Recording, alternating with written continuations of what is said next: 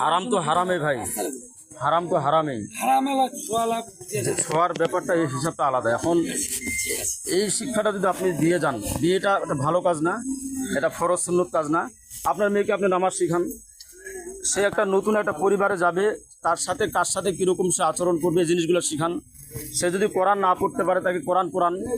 এই ধরনের আয়োজন না করে মাদ্রাসার বাচ্চাগুলোকে আনিয়ে কোরআন খতম দেওয়ান, ওর পরিবারের মধ্যে কল্যাণ আসবে না নাই? আসবে না নাই?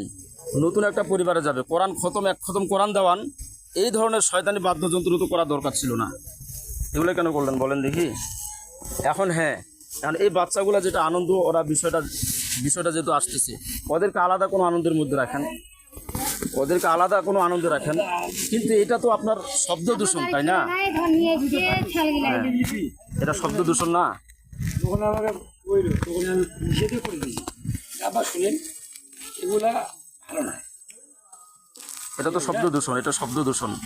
এক নম্বরে এই যে এখানে অনেকে এশারের নামাজ পড়ে নাই, অথচ বলা হচ্ছে মায়ের পায়ের নিচে সন্তানের বেহেশত। এখন আমরা কোন সন্তান জন্মগ্রহণ করাবো? আমি মা হিসাবে আমি নামাজ পড়ি নাই, আমার কি জবাবদিহিতা নাই? আমরা কি চিরজীবন এই দুনিয়াতে বেঁচে থাকবো বলেন? না, আমি নিঃসন্দেহে আপনার জন্য কল্যাণের জন্য দোয়া করতেছি। আমি একটু সংক্ষিপ্ত মুনাজাত দিব, আপনারা মুনাজাতের সাথে হাত উঠায়েন। তারপরে যদি এটা বাজান তাহলে আপনাদের বদনসিবের কপাল খারাপ। দরুদ শরীফ পড়েন। আল্লাহুম্মা সাল্লি আলা মুহাম্মাদিন ওয়া আলা আলি মুহাম্মাদ কামা সাল্লাইতা আলা ইব্রাহিম ওয়া আলা আলি ইব্রাহিম ইন্নাকা হামিদুম মাজিদ।